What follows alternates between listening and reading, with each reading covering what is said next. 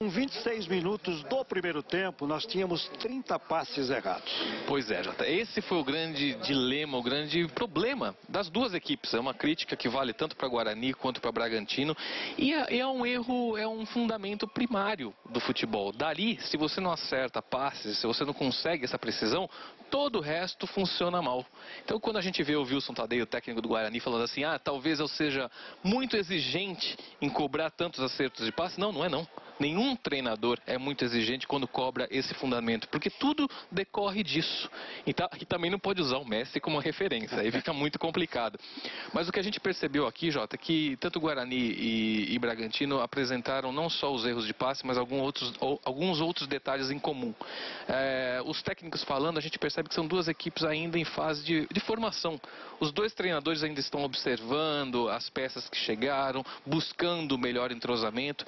Então o início de competição fica meio complicado. Mas outra questão em comum é que tanto o torcedor do Bragantino quanto do Guarani, se depender só do jogo de hoje, os dois saem muito preocupados. É verdade.